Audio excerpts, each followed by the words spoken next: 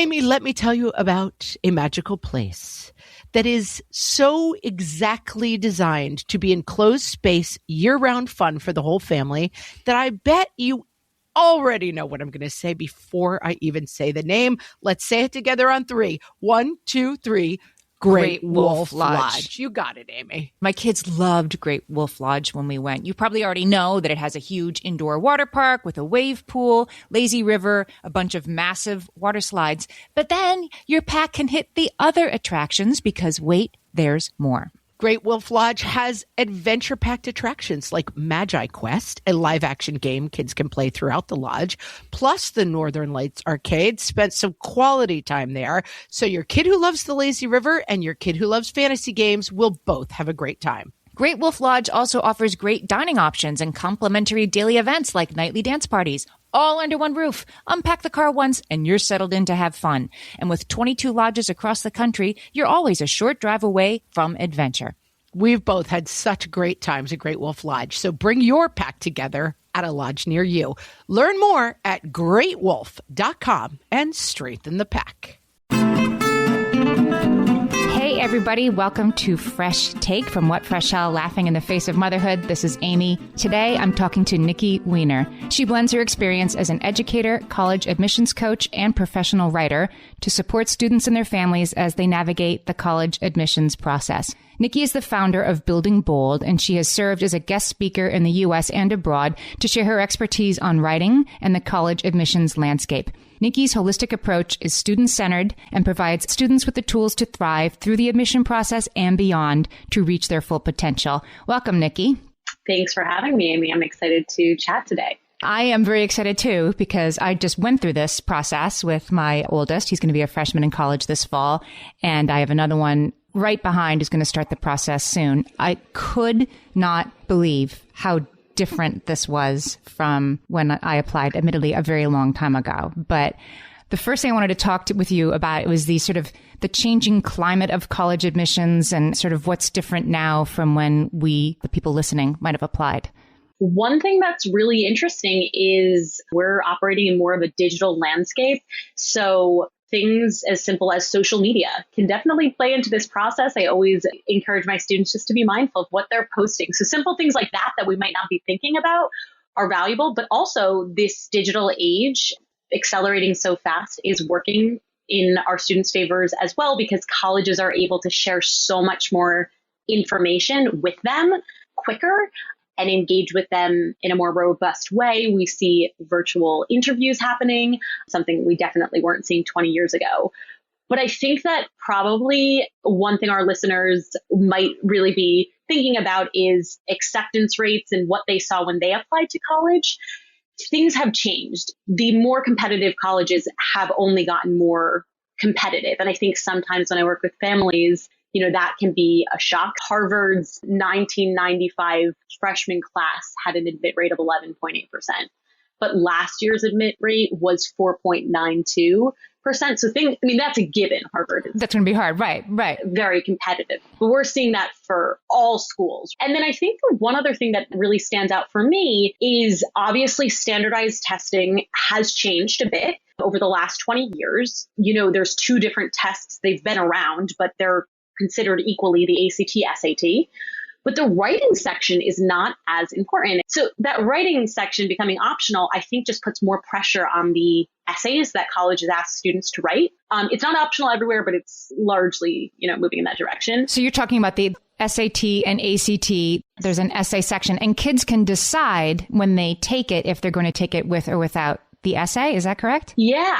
Some kids just feel I don't want to sit for that extra time to do this essay. There's so much writing in the application. So that's interesting. It used to play a much bigger role that could really bump a kid's score up. Yeah. So that's a fun little fact. And then I think that the digital applications have really spiked because the Common Application, which is one of the main platforms. Yeah, well, let's talk about that too. That's one of the reasons it's changed so much is that there is the Common App. Can you tell us about that and how it works? Yes, the Common App does not work with every single college or university, but it works with a lot. Over 800 schools, and that changes daily. The Common App allows a student to fill out this main application portion that goes to every single college. Then each college can ask specific questions. So they could ask quirky questions. They could ask more literal questions. Why do you want to come to our school? So that hub allows kids now, as opposed to 20 years ago, to apply to many more schools and at a more rapid pace. So if you can afford the admissions fee, you can just press send on one more school? You can. And that increase, I would say, like over the past 20 years, NACAC, which is the National Association of College Admissions Counseling, estimates we see like 36% of applicants submitting 7 or more college applications. How has COVID and the pandemic, has that increased the amount of applications even more? Because I kept seeing everywhere that applications were up 50% at this school or that school. So amidst the test optional landscape this past year, we definitely saw an influx of applicants to the most selective schools. I think that, that also, of course, resulted in a decrease in acceptances.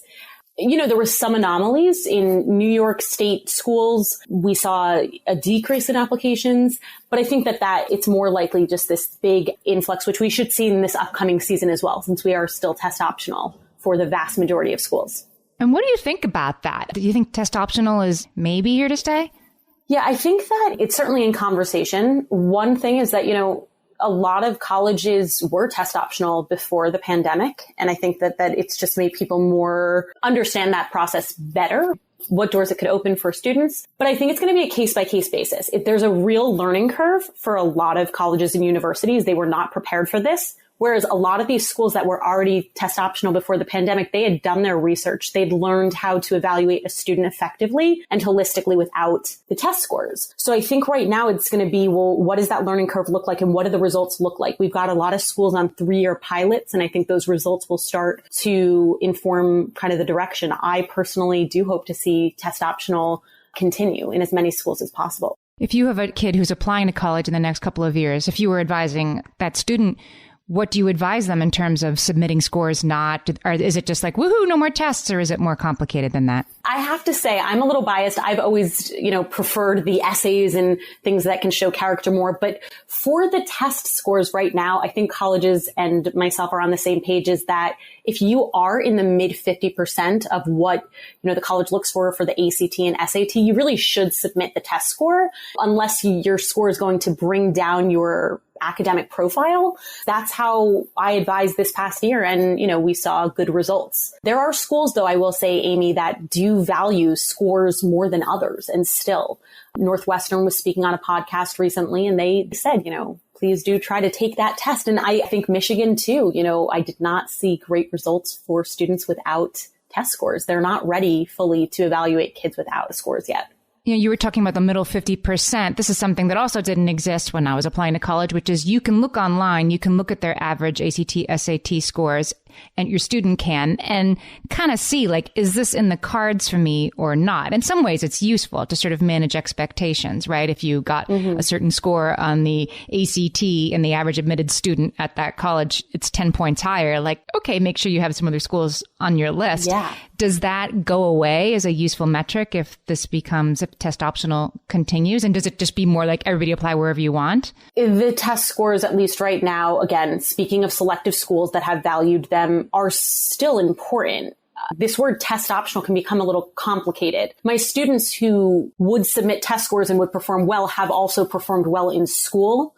Let's sort of, if I just back up for 1 minute, the transcript is the number one factor. So if that already is not up to par for the college or university, I don't think test scores can make up for that discrepancy of what the college is looking for and what the students showing. So that's one thing. However, maybe there's a student that has an impeccable transcript, taken all the APs that their school might offer or the most rigorous courses, or is just performing really well. And maybe they're just not a strong tester. In that case, I do think that metric of the test score may help them, or taking away that metric would possibly help them. All right. I think this is a good time to take a break. When we come back, I want to talk about the well-rounded student and how that's something else about the admissions process that has changed over the last decade or two.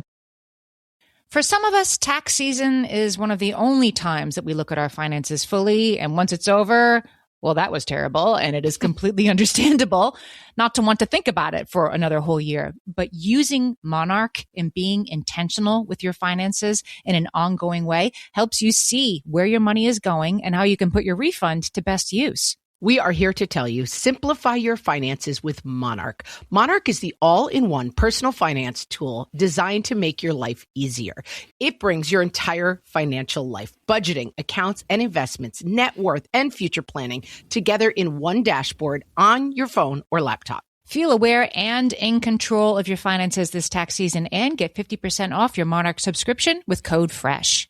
As you know, my husband and I are preparing to send, 3 kids off to college, and I cannot tell you how helpful Monarch has been in showing us our full financial picture, helping us to track our spending and reach important savings milestones. Our weekly meeting, Amy, it's now run by Monarch. Love it. Achieve your financial goals for good with Monarch, the all-in-one tool that makes money management simple. Use code FRESH at monarch.com for half off your first year. That's 50% off at monarch.com, code FRESH.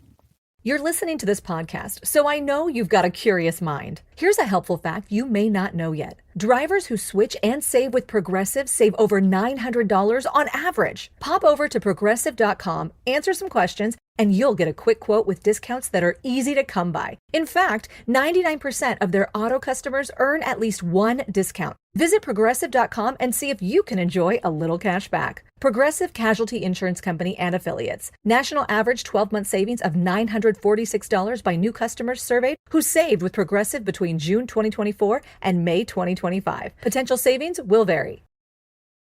Okay, we're back. We're talking to Nikki Weiner. She's the founder of Building Bold, that helps students apply to colleges and reach their futures as happy, well-adjusted adults who still speak to their parents after the college admissions process. Yes, definitely. Let's talk about the well-rounded thing, right? This is something else that was sort of understood as like, this is how you impress colleges. You sign up for every club, like Marsha Brady, right? You're the president of this, and you're on the swim team, and you're in the school play, and you're the class president, and you're this, and you volunteer, right? You do all of these things. That's how you impress colleges. Is that still the way in?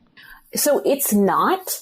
Right now, we are, and we have been for some years, for an extension of years, been operating in a landscape where, what I like to call the well lopsided student is preferred. So that's the student who really leans into, maybe they're into fashion and sustainability. Thus, it could be sustainable fashion, like leans into that area, that focus area, and thus is impressive to colleges because they are doing just what us adults would be doing. We are leaning into our passions in the areas of focus. What definitely once was true, we just described that well-rounded student, is just confusing, I think, for colleges at this point. And even me as a coach, it's why do you have to do a little bit of community service, a little bit of chess club, a little bit of this? And what's really exciting is I think that this newer trend does enable us to see students at their best, because if they can find a passion point and lean into it, maybe they can have more joy throughout college and thus, impress colleges more. There are some kids, right, who are self-starters and who, I don't know, like they're, to use fashion as your example, like they're, juniors in high school and they're applying to Project Runway and they know just what they want and they're chasing it. And then I think there's a lot more kids who are like, I don't really know what I like to do. I'm 16. I like a lot of things. And how do you help them sort of discern? Because it isn't just about getting into a good school, right? Like finding your passion and pursuing it in a specific way, it leads to a happier student as well. So how do you help them, a kid who might not really be able to discern so clearly, this is what I'm passionate about? Yeah. So I think this is really important. I get students that will come to me and say, like, will this look good for colleges? Is this what colleges want to see? And I'll often shift them immediately from that, though it's, valuable to consider. So for students that are a little bit less clear, and that's very normal, I would say more students are less clear than are clear on what they want to pursue in their extracurricular life. I think probing them with questions and thinking and trying things is important early on. Just trying something within community service that might bring them joy and purpose is valuable. This doesn't need to be their lifelong passion forever, but if they're making an impact in some way, it is helpful in this process and in their high school careers. So like this gradual trying of different things, like, did you like that? Did you not? considering how reflecting on, how a student feels in different activities is also important. And then I just think over time, asking a student to challenge themselves more, because I think that's where growth happens, when we are uncomfortable and students are uncomfortable. So asking them to, ask their teacher if they can do an independent project because they're into turtles and saving turtles in the sea somewhere, like asking if they can do these things. The ask is really important. So if they're not sure, well, let's ask and find out more. That can be really interesting. And not every student needs to have the same extracurricular profile. So while we do value leadership, making impacts on a local, community, and global level, there might be a student that's doing something really meaningful on a smaller scale, and that can be just as important. Also, some students have different circumstances. They might have a lot of family responsibilities, and colleges recognize that. Just recently, that became part of the college application.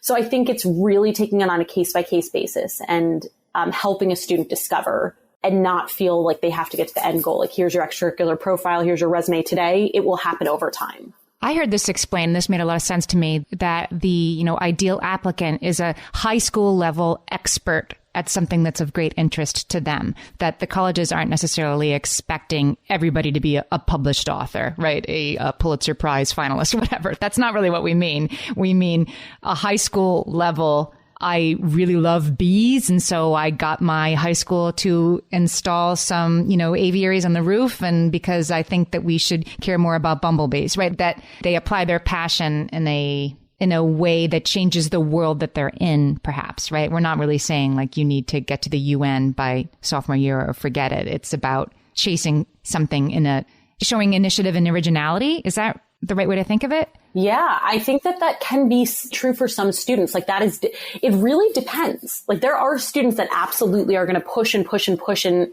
they'll be in Forbes. Right. And I work with those students, but I also work with the students that do something that shows an impact within their world. Yes, at 17 years old or 16, 15. I think students have a hard time tapping into that reality. Like they want to be in Forbes. Right. They want to be recognized as, right? Uh-huh. But they have a harder time starting. And that starting of that B projects could totally be recognized in Forbes. Why not? That's awesome. Yeah. But I think students get way overwhelmed with the competition of like where they could be, what they heard students were doing.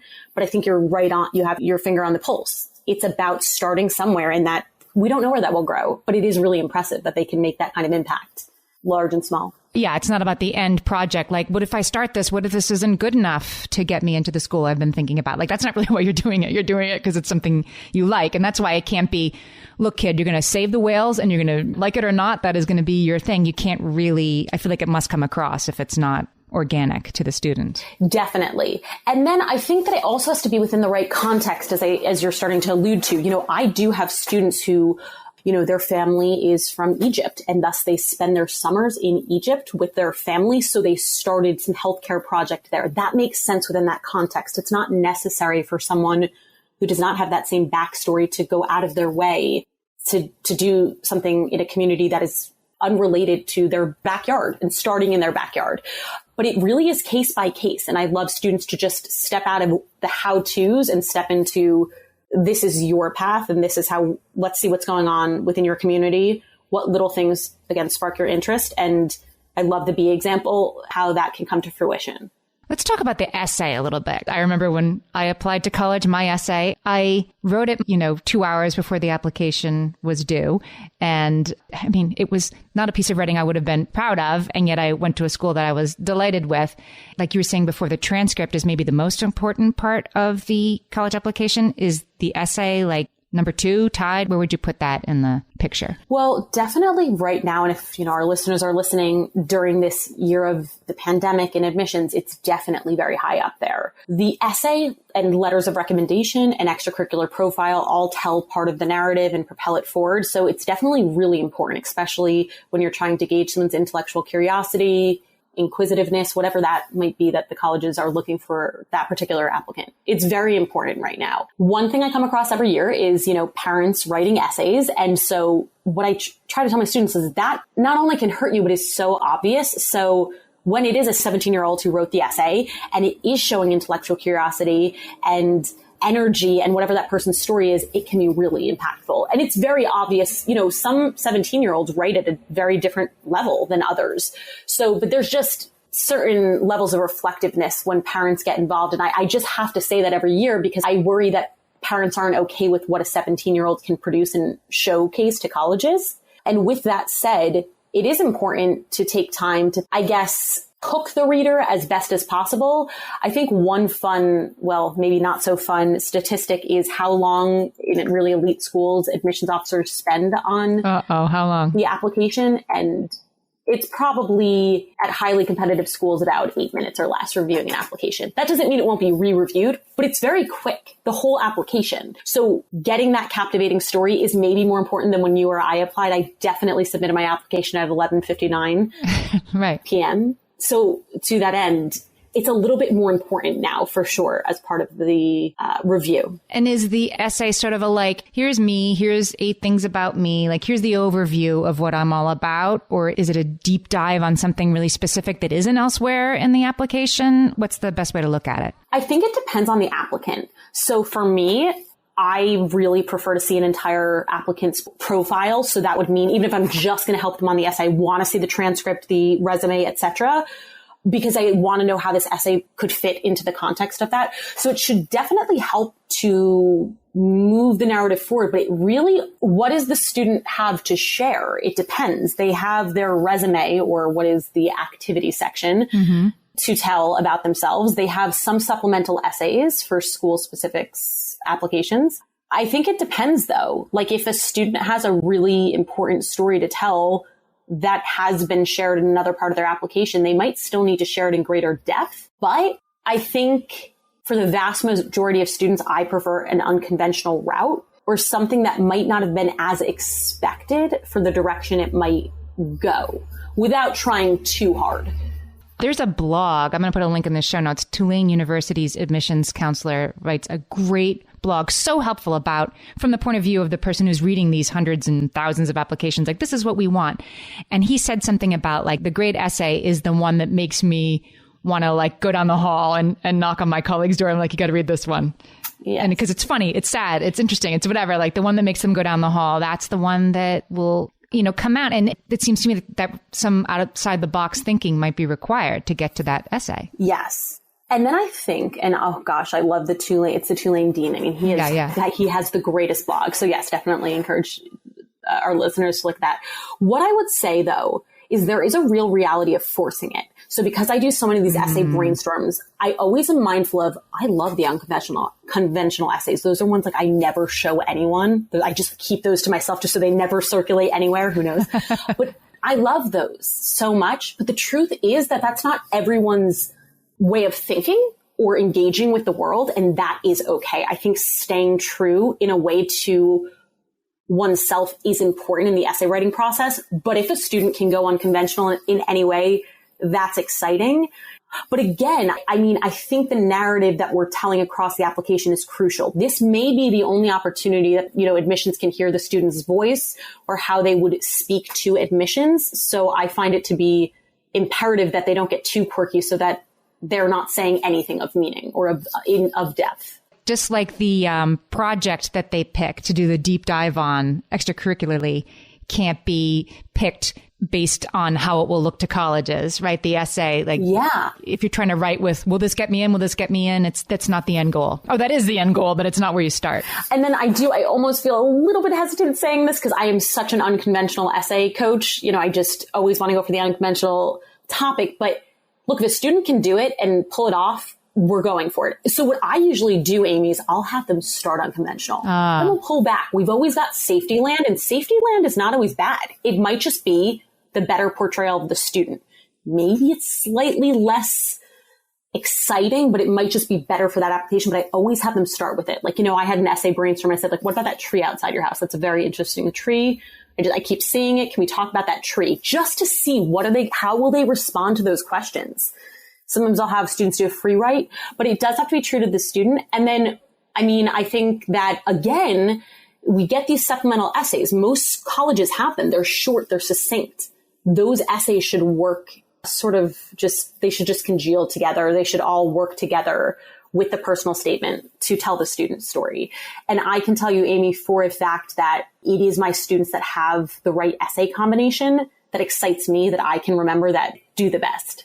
It's so complicated. And I want to take a break and come back and talk about another very important piece of this, which is the parent-child relationship and managing our own stress and our kids' stress as we walk through this together. You know that thing where you get an amazing pair of shoes at a really great price and want to tell everyone about it? Yeah, so do we. Here at Designer Shoe Warehouse, we'll give you something to brag about, like the latest styles from brands you love, or the trends everyone's obsessing over, or shoes that make you feel like, well, you. So go ahead, show off a little. Find shoes that get you at prices that get your budget. Head to your DSW store or DSW.com today. DSW, let us surprise you. Amy, when I'm having a good hair day, it usually makes my whole day better. And that's why on every day, I'm taking Nutrafol. Nutrafol is the #1 dermatologist-recommended hair growth supplement brand, and it's the #1 hair growth supplement brand personally used by dermatologists. Nutrafol's hair growth supplements are peer-reviewed, NSF certified for sport, and clinically tested. Nutrafol offers multiple formulas for men and women tailored to different life stages and lifestyle factors, so you get support that's actually right for you. Adding Nutrafol to your daily routine is easy. Order online, no prescription needed, with automated deliveries and free shipping to keep you on track. Let your hair be one less thing to worry about. See visibly thicker, stronger, faster-growing hair in 3 to 6 months with Nutrafol. For a limited time, Nutrafol is offering our listeners $10 off your first month subscription and free shipping when you visit Nutrafol.com and enter promo code LAUGHING. That's Nutrafol.com, spelled Nutrafol.com, promo code LAUGHING.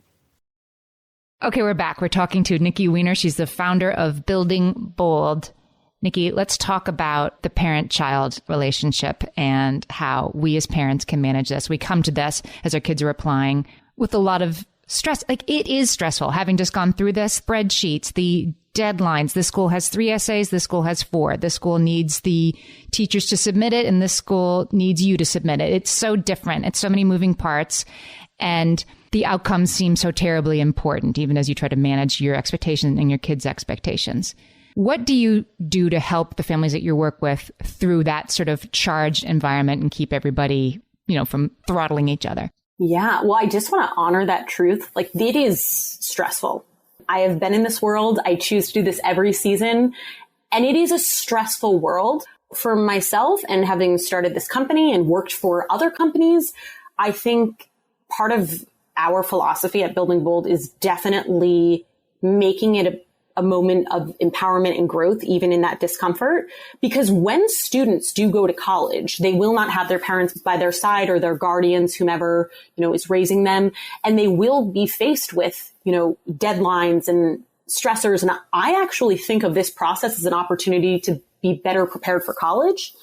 With that said, I think that some of the strategies, I employ and, with all of Building Bold, include expectation management to the point of, what are we hoping for in terms of submission deadline, and what are we hoping for in terms of outcome in this very unpredictable admissions process. Like, it doesn't matter. There's a lot of companies that will say, we can get your kid admitted to an Ivy League school. I mean, that's not actually a fact. It's about thinking about the expectations, thinking about the parent, thinking about the child, and what are those distinct needs? Some parents are more nervous. They haven't been through this process in a really long time. They have information that might be 20 years old, and that's okay if it's they should. Why should they be keeping up with 20 years of information? Right. And so they might need a little extra attention from me as a coach or whomever, the guidance counselor at their school. And that's okay. But I think it is our job as consultants to really support the family in understanding what's ahead and planning a process that works, and reassuring the family of where we are each week or each month. For students, however, it's a little different. For me, the student is my number one priority. If the student is ever in harm's way, shares something that's detrimental, of course I'm going to share it with the family. But there is, a reality of this is that I am almost like a sports coach. Like, I need that student to feel pushed and believe in the process. And this is not a process that every student is just understands what's involved. They get that there's essays and whatnot, but there's a lot more if you really want to assemble an A+ application. So to kind of round this out, I would say For parents, it's definitely expectation management, reassuring them of timelines, talking them through anecdotal information and how this is going to work out for their child, and being proactive. For students, it's about forming that bond, making it somewhat fun where applicable, and empowering and pushing them. Otherwise, why are they working with me? They might as well, just assemble these applications on their own. They may really want to be pushed, and it's my job to do just that. Can we talk a little bit about, I know a lot of families, I live in New York City where, of course, everything's a little more intense. It's turned up to 11. And so there is a sort of, okay, my kid is going to do this. They're going to work hard. They're going to check all these boxes. And then they're going to get into one of these 6 schools. Okay, one of these 10 schools, right? And there are a lot of kids who really ran hard and had parents running hard, and who the changing landscape left the kids disappointed because they weren't going to the school they thought they were going to go to, even though they're ending up going to a very good school. I want to address this because there's people listening from, all over the place in all kinds of situations. How do you manage your own expectations? How do you suggest that parents manage their own expectations about, I really want my kid to swim at this college, to go to this college I went to? How do we handle our feelings about that and encourage our kids while still protecting them from some of that maybe overly ambitious yearning? It's a great question. So I think that part of this process is detaching a student's value from a college's decision. That's obvious. We read that everywhere. You'll get that if you get a deferral letter, a rejection letter, they'll tell you to do just that. So one is just a student's value is not a college's decision.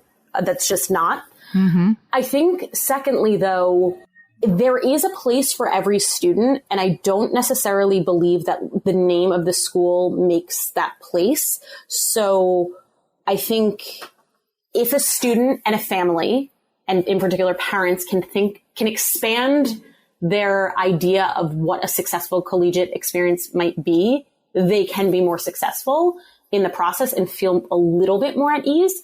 What are our number 2 or 3 schools that we're considering? Not just the top choice. I think there's some strategy that can help to ease that intense overwhelm about my student or my child is going to this school and going to swim at that school. The reality is that many schools that parents would like to see their students attend have very, very low admit rates. Mm-hmm. And the vast majority of students are thus rejected. And P.S., I want to say part 2 of that is the school that you're like, well, they could always go to this school. Guess what? That school isn't so easy to get into anymore either. The elite schools have become, it's like the camel through the eye of the needle. And then the school that you're like, that's your safety. Not anymore. Everything's gotten a little bit harder to get into based on where it was 20 years ago, which doesn't mean it's impossible. It's just you need to reset your expectations early. So in resetting those expectations, a balanced list is really key. The vast majority of my students are not ending up at their safety school, which could be a great school, if they create a balanced list, one that makes sense. Really going off of current information is valuable, whether it's through working with, an independent consultant or your school, current information. Did your school only admit a certain number of students to X school this past year? Do they admit someone every year? Do they admit 10 students? The real data.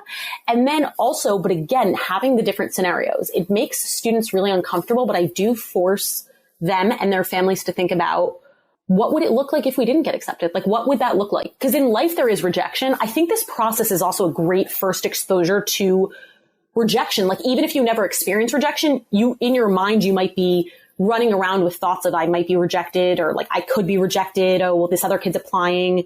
So life has rejection. And this is merely just one experience that can mirror that, I guess, a bit. Yeah. So every year I get very nervous around, admissions results coming out. And yes, I do have students that have reached very high and there's just no world where it's happening. But when it is a case of I think this student deserves to be admitted, it's a really low admit rate, I try to remind the student and myself, maybe even a little note to the family, that I know the student's going to end up somewhere great because they've assembled a great application if they have. That's a fact.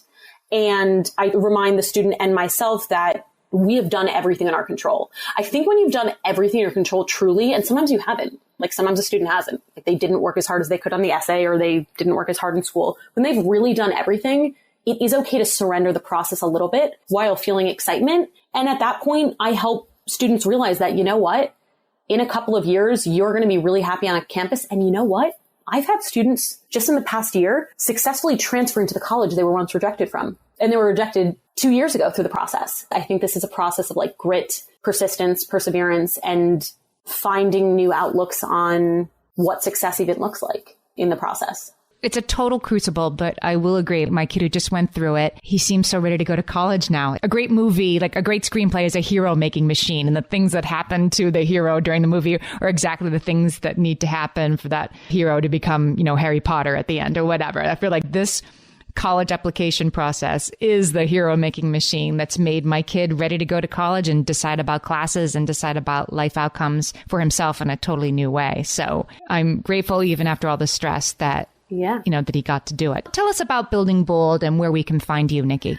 So Building Bold can be found at www.buildingboldstudents.com. We're on all social media platforms with the handle Building Bold. I think my ultimate mission here, and as Building Bold continues to expand, is to really change the paradigm in the admissions landscape, to bring forth some more mindfulness, to bring forth a little bit more empowerment into a process that's really just riddled with, here's the Ivy League school, and that's everything. We are definitely on a mission to bring forth storytelling more across the entire application and bring forth a little bit more education on that process. And so I look forward to, on those platforms and, on the website, to sharing our real perspectives on this process that come from true anecdotal experience and a belief in really moving beyond what is conventional. There's a lot of conventions in this industry. And I think when we get outside of the box, we can make magic happen in this admissions world. So I look forward to connecting more on those social media platforms or the website. Nikki, this was so helpful and so useful, and I hope that people feel empowered to help their students make good choices and submit great applications. And thanks for taking the time to talk to me. Thank you so much, Amy. And just telling everyone it will work out. And I'm excited to go through another season of this with many families. Okay, good.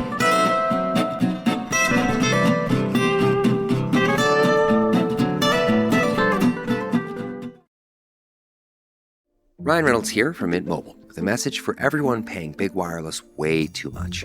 Please, for the love of everything good in this world, stop.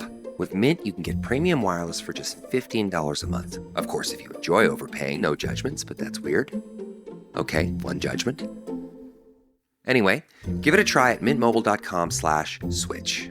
Upfront payment of $45 for 3-month plan, equivalent to $15 per month required. Intro rate first 3 months only, then full price plan options available. Taxes and fees extra. See full terms at mintmobile.com.